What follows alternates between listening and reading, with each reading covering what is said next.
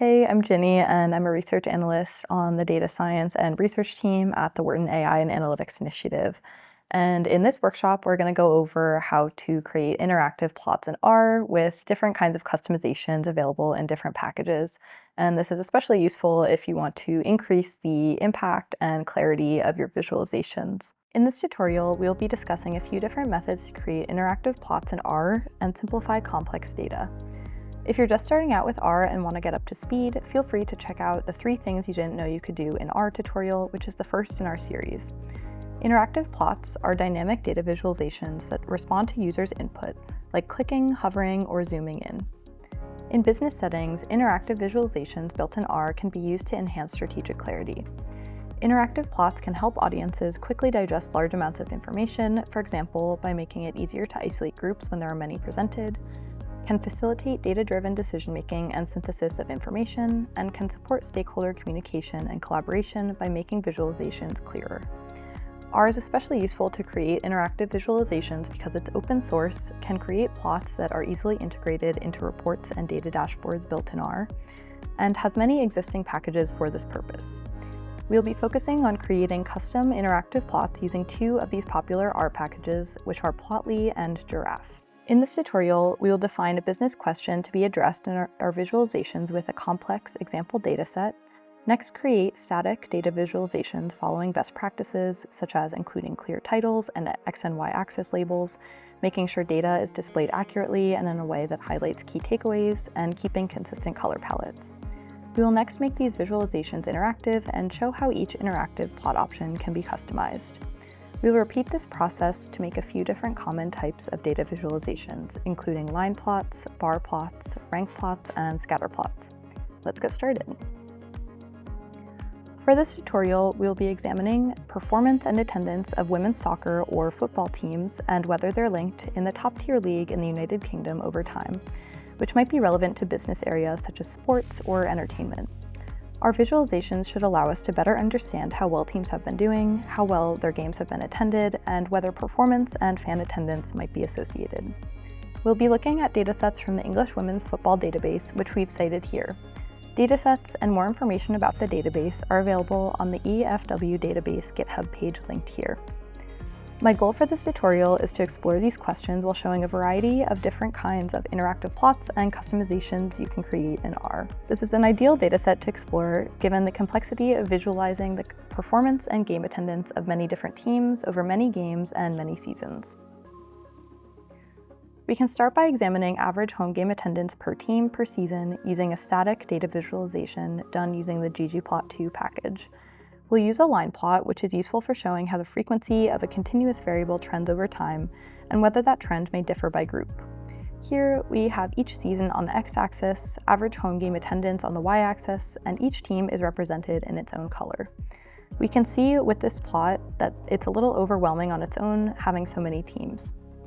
That's where Plotly comes in. We can easily make this plot interactive just using the ggplotly function. In the interactive version, we can double-click a team of interest in the legend to isolate it in the plot, or single-click a team to remove it. We can also see information about each point by hovering over it. However, we may want to further customize this plot. Using the Plotly function from the Plotly package, we can further customize an interactive visualization using long-form Plotly syntax. Writing this directly with Plotly syntax, we customize the hover labels and can double-click to select groups with auto-adjustable axes. This long-form Plotly syntax is a bit less common compared to the ggplotly function for creating interactive plots in R specifically, but it does allow for more detailed customization in Plotly. Using functions from the Giraffe package, we can create different customizations of the interactive plot compared to Plotly. With Giraffe, we can use similar code as the static plot, but make the line and point geoms interactive and add information for the plot labels in the aesthetic arguments. In the resulting plot, we can see more information on a team by hovering over any point or line associated with that team. The choice of Plotly versus Giraffe packages for creating interactive plots depends on what you'd like to highlight and customize for your audience. With the Plotly versions of plots, we can easily gain information by hovering and can more easily isolate a single group, whereas with Giraffe, we get more visual clarity by highlighting a group of interest across the entire plot. I'll show a few examples where one interactive plot type might be clearer to audiences than another, but the choice of package and customization can differ for your use case. It's also worth noting that there are even more customization options for each package if you're interested, a few of which we'll get into. Getting into performance, again, we can first create a static data visualization to examine total goal difference per team per season, which is calculated by all goals for minus all goals against a team using ggplot2.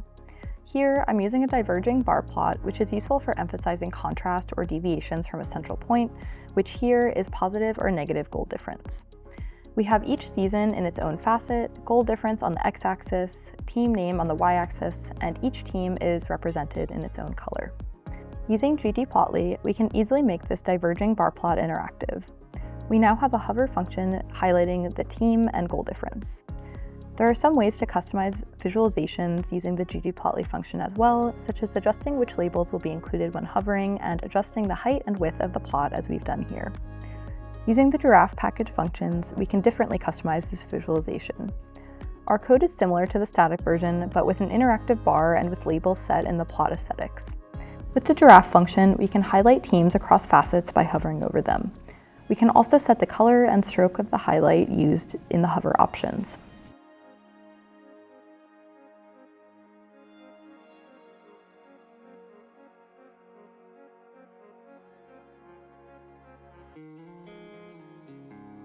We can next examine performance by looking at how many points each team earned per season. In the English Women's Football League, teams get 3 points per win, 1 point per draw, and 0 points per loss, and their final standings come from these points earned. Another helpful note here is that the league has expanded from 8 to 12 teams since 2011. Teams that do poorly are relegated to the second-tier league, and the best teams from that league are promoted. That's why you see some teams coming and going over time here. I'm using a stacked bar plot here, which is useful to show the relative amount of a total continuous variable that each group is contributing. Here, we can see how many points each team got per season compared to the others. We can again start with a static stacked bar plot visualization in ggplot2 with each season on the x-axis, number of total points on the y-axis, and each team represented in a different color. We can easily make this interactive using the ggplotly function with the same customizations as the plot above. ggplotly allows us to hover over the plot to get more information or double-click the legend to isolate a group.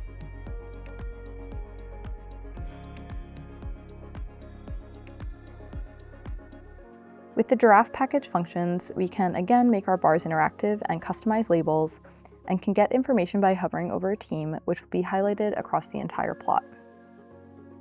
We can lastly examine teams' final standings each season, again starting with a static visualization done in ggplot2 and with the geom_bump function from the ggbump package. This creates what's called a bump plot, which is useful for highlighting how ordered groups change over time. Most often, this is used for rankings or standings as we're looking at here. We can again start with a static visualization with each season on the x-axis, final team rank on the y-axis, and each team represented in a different color. We can easily make this rank plot interactive using ggplotly, which I prefer here so we can double-click to isolate each team.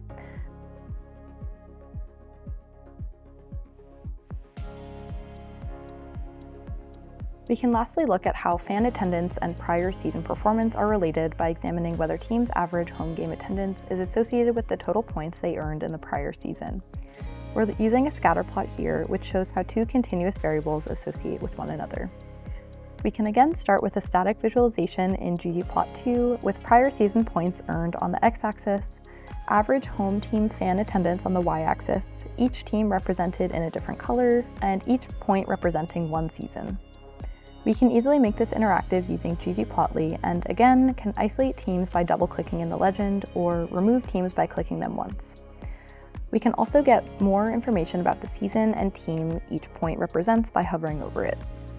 We can alternatively customize this plot using the giraffe package, for which we will use similar code as the static plot, but will make the line and points interactive.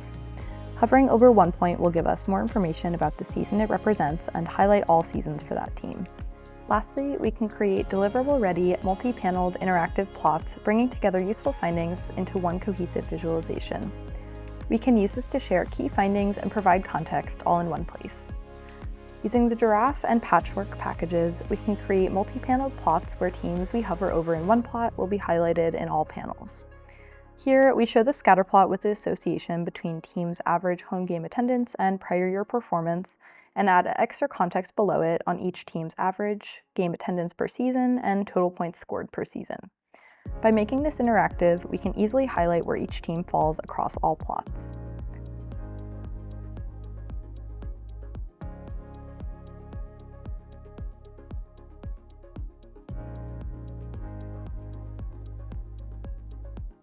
In this tutorial, we learned a workflow to create interactive plots in R to clarify complex data and address business questions. You can now create interactive visualizations for sophisticated dynamic reports, data dashboards, and more. Our workflow included starting with static plots to ensure they follow data visualization principles and building interactive plots with multiple different packages to choose the best fit depending on our features of interest. We learned how to use Plotly and Giraffe R packages to create custom interactive visualizations such as line plots, bar plots, rank plots, and scatter plots. And lastly, we created a deliverable-ready interactive multi-panel plot to combine context and insights in one place. Now you should have the tools to clarify complex data visualizations by making them interactive in R. Keep an eye out for our other workshop series videos from the Wharton AI and Analytics Initiative to learn more skills in R and share impactful insights with ease. Thanks for watching.